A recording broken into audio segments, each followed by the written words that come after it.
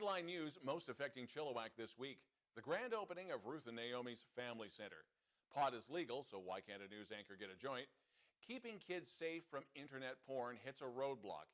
And who is the most famous person in Chilliwack? Thanks for watching. We're committed to providing local news and news that impacts our audience in Chilliwack and surrounding areas, such as Agassiz, Harrison, Cultus Lake, Yarrow, and Hope.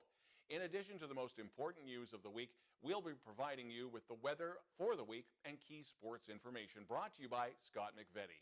All right, Chilliwack, let's get started. But before we do, it's my great pleasure to introduce you to Mellany Barros, actress and singer, resident of Chilliwack, and welcome to the show. Thank you for having me. Now, the news. Last week, the 36-unit Ruth and Naomi's Family Center officially opened with a media tour followed by a fundraiser. The facility is already 70% occupied for women and families who need supportive housing in a clean, sober, and spiritual environment. Bill Raditz, the executive director of Ruth and Naomi's, told me more about the process that got to their opening of this 6-story facility. The Family Center has addiction and lifestyle counseling, medical dental facility, as well as life skills training. Chilliwack City Council has been on record as not being a fan of legalized cannabis shops, and again, they have proven their point.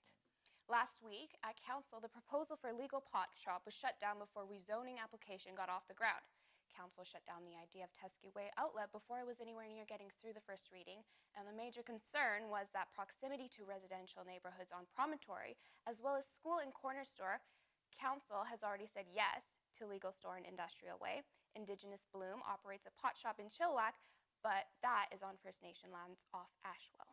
Last week, Council also heard from a subcommittee for the Chilliwack Child and Youth Committee. Now, they launched a child-proofing porn crusade. Their mandate is to lock down unsecured Wi-Fi networks. The committee members noted they are not on any crusade against porn. They're simply concerned about young people accidentally stumbling onto those sites while surfing the net.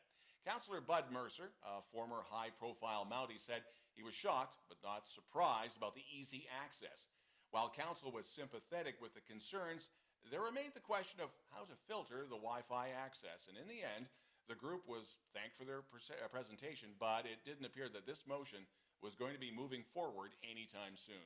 The Ministry of Fisheries, Ocean, and the Canadian Coast Guard announced enhanced measures building upon existing measures to support the recovery of southern resident killer whales off BC coast. There is a Chilliwack connection. The ministry is moving forward with area-based closures for recreational and commercial salmon fisheries in several key foraging areas, and the pilot implementation of voluntary bubble in the vicinity of killer whales. To increase the abundance of Chinook salmon, the primary prey for these whales, DFO has committed to releasing an additional 1 million juvenile Chinook annually from the Chilliwack hatchery for 5 years to support southern resident killer whale recovery. Local activist, Politico, and business owner Louis DeJagger added another line to his resume, the vice president of the Chilliwack Métis Association. Earlier this year, DeJagger withdrew his name as a federal Liberal candidate for this fall's election, citing that his views and his morals don't jive with the party. That was in the aftermath of the SNC-Lavalin affair. DeJagger has been politically active, unsuccessfully vying for a seat in the 2015 federal election and for city council in 2018. He is yet to take a crack at provincial politics. The BC Coroner Service has released their update on illicit drug deaths and fentanyl detective deaths in the end of March 2019. While numbers are up for Abbotsford, the numbers for Chilliwack are starting to decrease, though slowly. Cart fentanyl was detected over 1/4 of the fentanyl detective deaths. And when we return, who is the most famous person in Chilliwack? I've got my money on Sharon Gates, or Ken Popoff, or Trevor McDonald, maybe even Nancy Guitar.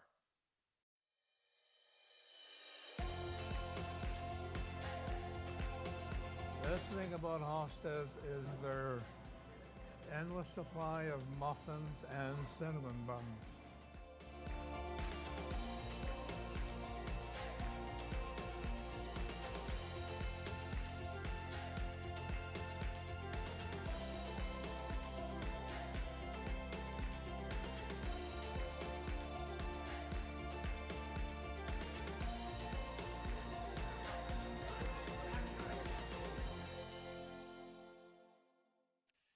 Harold Zilke is an institution on the streets of Chilliwack, and arguably, he's better known than the mayor.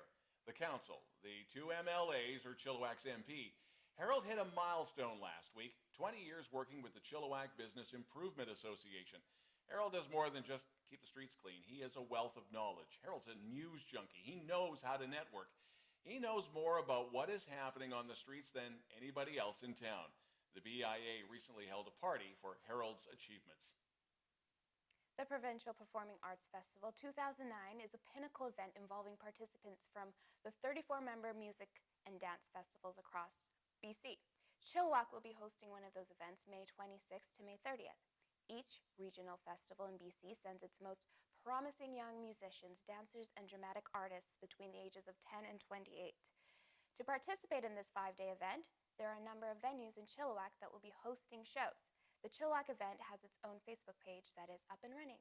The countdown is on for the 49th annual Yarrow Days, June 1st and 2nd, and this is where you can celebrate small-town living with the best annual community-wide party around. Lots of fun to be had for the whole family. And you'll find Yarrow native and Chilliwack City Councillor Jason Lum hanging around the area. He's kind of proud of his hometown digs. The theme this year, appropriately, cows and plows. The Yarrow Days website and their Facebook page are both up and running. Earlier this spring, the Cultus Lake Park Board and the City of Chilliwack entered into a joint agreement with the RCMP to establish a community policing at Cultus Lake Park over the summer months. This is an expansion of the current agreement between the Park Board and the City of Chilliwack. That started this past Monday, May 13th.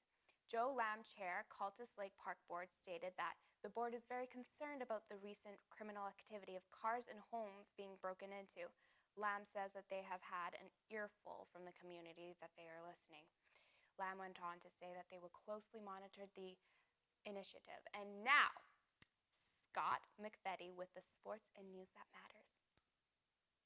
Thanks, Mellany. It's been a busy week in local sports. This past weekend was the 4th running of the resurrected Vetter Mountain Classic. Local mountain biker Ricky Federer was able to take top spot in the 33.6-kilometer long course with a time of 2 hours, 16 minutes, and 11 seconds.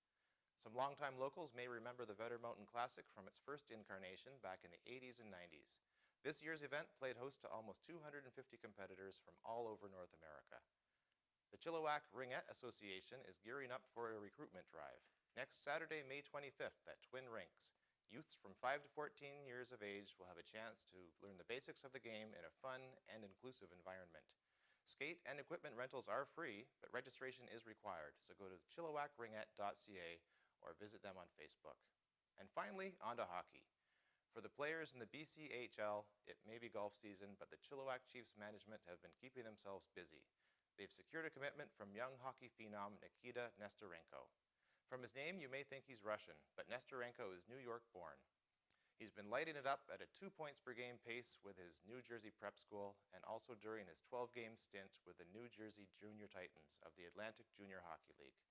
Nesterenko is ranked 121st of all American-born hockey players eligible for the NHL draft, and with his speed and puck-moving skills is the perfect fit for the Chilliwack Chiefs.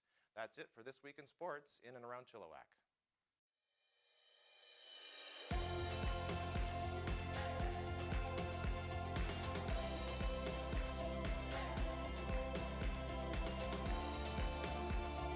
I love to shop here. I shop here because I like the way that that's all been presented, the fresh fruit, the vegetables, the multiple selection, and they've got my favorite German food. I love the atmosphere. I love the people that are around here. So friendly. I love the way that it's all kind of country. It's perfect. chillTV weather, even though we're expecting showers for the next week, that doesn't mean that the backcountry won't get a good soaking. Temperatures will be hovering around 18 degrees, but Environment Canada is only predicting showers, and that won't be enough to drop down the dry conditions.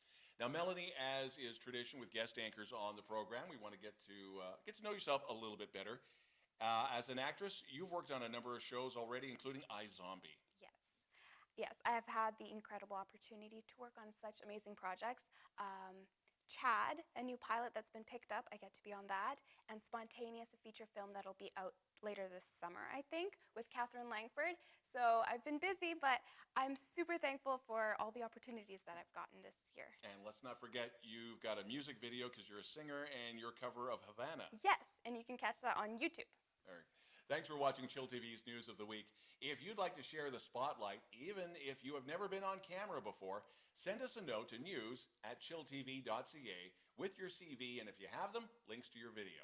And if there's something in Chilliwack in the Eastern Fraser Valley you feel we should be reporting on, again, send us an email to that same address, news@chilltv.ca.